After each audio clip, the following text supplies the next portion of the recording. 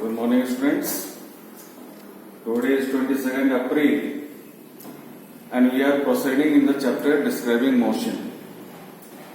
पिछले दिनों हम लोगों ने पढ़ा rest and motion, states of rest and state of motion, distance क्या होता है, डिस्प्लेसमेंट क्या होता है, स्पीड पढ़ा, डिफरेंट टाइप्स ऑफ स्पीड पढ़ा और भी बहुत सारे टॉपिक्स पढ़े थे.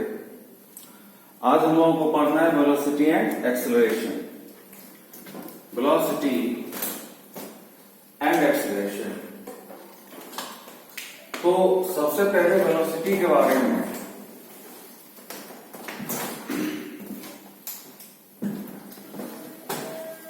कि what is velocity.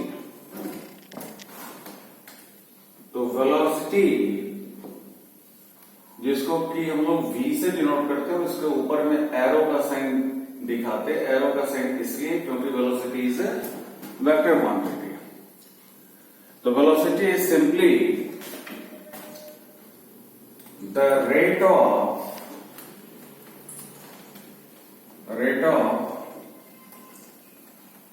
Displacement. That is क्या हो गया, that is the displacement made by a body per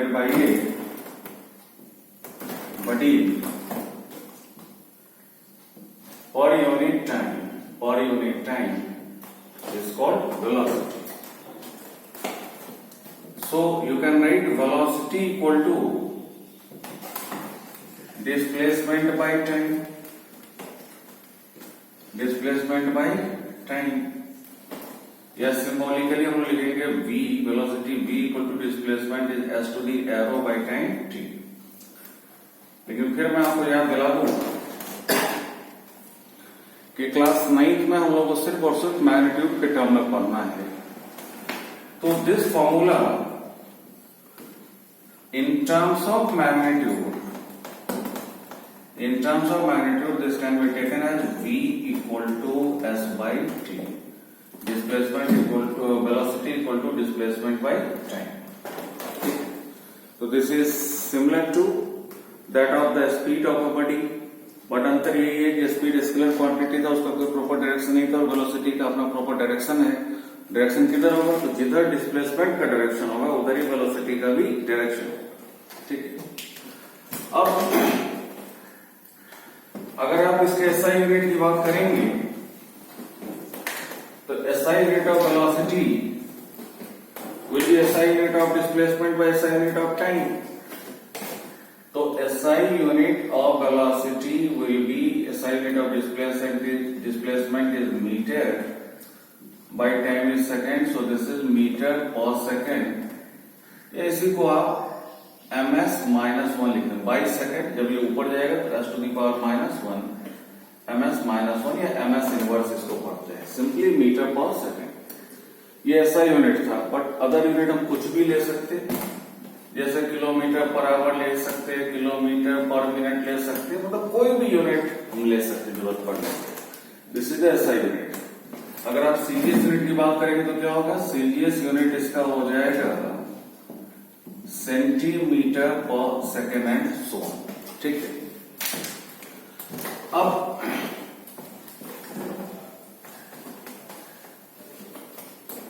suppose करिए कि कोई बॉडी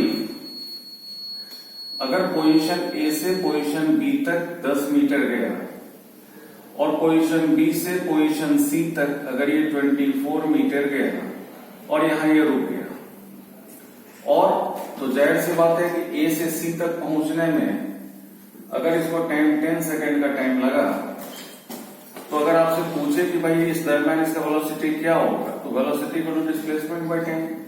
तो सबसे पहले आप डिस्प्लेसमेंट निकाल लेंगे. अगर ये राइट एंगल है तो डिस्प्लेसमेंट, यहां डिस्प्लेसमेंट AC इक्वल टू क्या होगा, तो square root 10 metre the whole square plus 24 metre the whole square.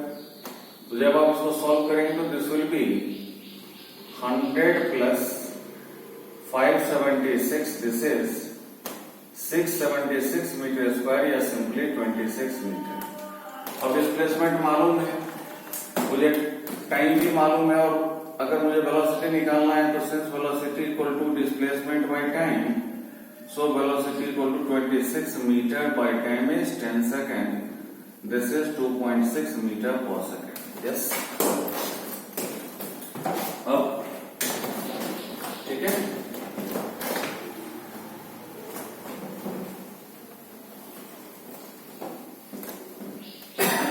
अब हमें यहाँ पे डिफरेंट टाइप्स ऑफ वेलोसिटीज पढ़ना है। इससे पहले मैं एक चीज और बता दूं कि अगर कोई बॉडी स्ट्रेट लाइन पाथ पे मूव कर रहा है, तो अगर कोई बॉडी स्ट्रेट लाइन पाथ पे मूव कर रहा है तो किसी गिवन टाइम इंटरवल में या किसी गिवन दो पोजीशंस के बीच का जो डिस्टेंस और डिस्प्लेसमेंट होगा दोनों बराबर होगा। और जाहिर सी बात है कि डिस्टेंस और डिस्प्लेसमेंट अगर बराबर होगा तो बॉडी का स्पीड और वेलोसिटी भी बराबर होगा। सो यू कैन से कि when a body is moving on a straight line path then the velocity of the body and the speed are equal. Okay, अब डिफरेंट टाइप्स ऑफ वेलोसिटीज हमें पढ़ना है। तो जिसमें पहला है यूनिफॉर्म, या इसी को हम लोग बोलते कांस्टेंट, यूनिफॉर्म और कांस्टेंट वेलोसिटी। तो ये सब लिटरल मीनिंग से क्लियर है। यूनिफॉर्म मतलब एक समान।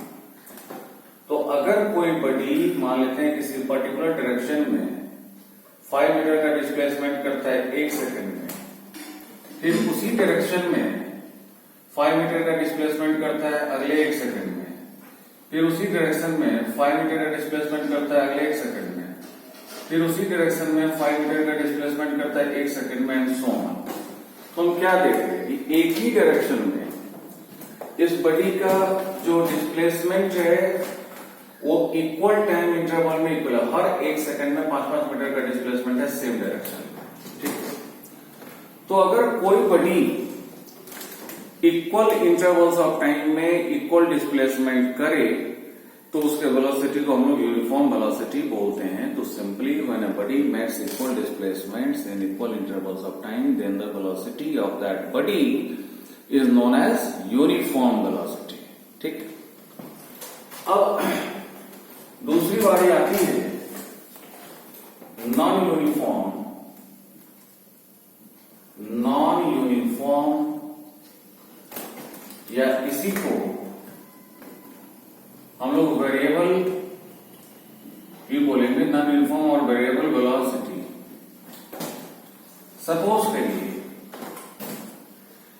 कि अगर किसी पर्टिकुलर डायरेक्शन में 5 मीटर का डिस्प्लेसमेंट कोई बॉडी 1 सेकंड में करता है, फिर अगले 1 सेकंड में ये 7 मीटर का डिस्प्लेसमेंट करता है उसी डायरेक्शन में, या फिर अगले 1 सेकंड में 4 मीटर का डिस्प्लेसमेंट करता है, अगले 1 सेकंड में ये 4.5 मीटर का डिस्प्लेसमेंट करता है, अगले 1 सेकंड में ये 8 मीटर का डिस्प्लेसमेंट करता है। तो आप क्या देख रहे हैं कि इस दरमियान इक्वल टाइम इंटरवल्स में अलग अलग डिस्प्लेसमेंट है, तो इसका वेलोसिटी हो जाएगा नॉन यूनिफॉर्म वेलोसिटी। आप इसको ऐसे भी समझ सकते हैं, दिस इज 5, इस पहले 1 सेकंड के दरमियान इसका वेलोसिटी हो गया 5 मीटर पर सेकंड, दूसरे 1 सेकंड के दरमियान इसका वेलोसिटी हो गया 7 मीटर पर सेकंड, तीसरे 1 सेकंड के दरमियान इसका वेलोसिटी हो गया 4 मीटर पर सेकंड, चौथे 1 सेकंड के दरमियान इसका वेलोसिटी हो गया 4.5 मीटर पर सेकंड, एंड सो ऑन। हम देख रहे हैं हर इंटरवल में अलग अलग वेलोसिटी है और इस वेलोसिटी को हम लोग नॉन यूनिफॉर्म वेलोसिटी बोलेंगे। एक दो एग्जांपल और दिखाता हूं मैं।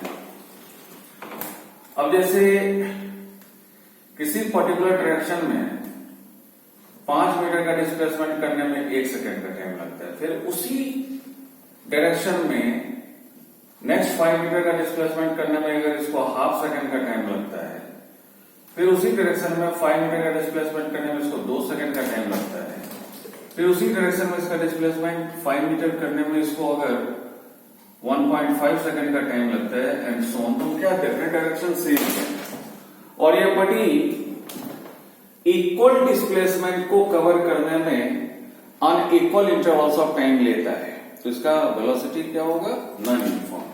यहां पे एक बहुत ध्यान देने की बात है, सपोज करिए कि कोई बॉडी 5 मीटर का डिस्प्लेसमेंट 1 सेकंड में करता है किसी पर्टिकुलर डायरेक्शन में, फिर डायरेक्शन चेंज हो जाता है और अगले 5 मीटर का डिस्प्लेसमेंट करता है 1 सेकंड में, फिर डायरेक्शन चेंज हो जाता है, अगले 5 मीटर का डिस्प्लेसमेंट करता है 1 सेकंड में, फिर डायरेक्शन चेंज हो जाता है, अगले 5 मीटर का डिस्प्लेसमेंट करता है 1 सेकंड में। तो आपको लग रहा होगा कि ये वेलोसिटी यूनिफॉर्म है, बट ये वेलोसिटी यूनिफॉर्म नहीं है। क्यों नहीं है? क्योंकि सब जगह डिस्प्लेसमेंट अलग अलग है। Displacement is a vector quantity, और किसी भी वेक्टर क्वांटिटी का डायरेक्शन या मैग्नीट्यूड दोनों में से कुछ भी चेंज होगा तो वो क्वांटिटी चेंज हो जाएगा। अब जैसे इस पहला 1 सेकंड में जो डायरेक्शन है, दूसरे में अलग है, तीसरे में अलग है, चौथे में अलग है। तो पहला 1 सेकंड का जो डिस्प्लेसमेंट का डायरेक्शन है और दूसरे 1 सेकंड का जो डिस्प्लेसमेंट का डायरेक्शन है वो अलग अलग है। तो ये दोनों डिस्प्लेसमेंट सेम डिस्प्लेसमेंट नहीं कहलाएंगे। हाँ, दोनों का मैग्नीट्यूड सेम है, बट ये दोनों अलग अलग डिस्प्लेसमेंट है। तो जाहिर सी बात है कि अलग अलग डिस्प्लेसमेंट है तो वेलोसिटी भी अलग अलग होगा। तो सिंपली नॉन यूनिफॉर्म या variable velocity can be defined as if a body makes unequal displacements in equal intervals of time or makes equal displacements in unequal intervals of time। मैं फिर से रिपीट कर रहा हूं कि if a body makes unequal displacements in equal intervals of time or makes equal displacements in unequal intervals of time, then the velocity of the body is taken as non-uniform velocity। यहां पे ये जो 3 example हमने लिया है, तो ये जो पहला और तीसरा एग्जाम्पल है, ये पहला और तीसरा एग्जाम्पल है unequal displacements in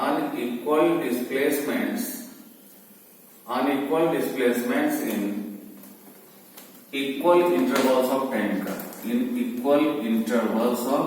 का, first and third are the examples of unequal displacements in equal intervals of time. और ये जो सेकंड है, ये एग्जांपल है equal displacements in unequal intervals of time. तो मुझे लगता है कि यूनिफॉर्म और नॉन यूनिफॉर्म वेलोसिटी क्लियर हुआ होगा। अब तीसरा आते हैं,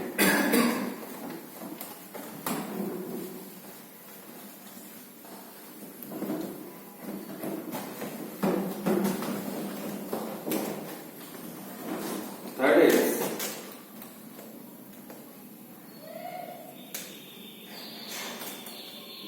instantaneous velocity। So simply the velocity of a body at a particular instant of time is called the instantaneous velocity। कोई भी बॉडी अगर मूविंग है तो किसी पर्टिकुलर इंस्टेंट ऑफ टाइम पे जो उसका वेलोसिटी होगा that will be the instantaneous velocity. और चौथा है एवरेज वेलोसिटी।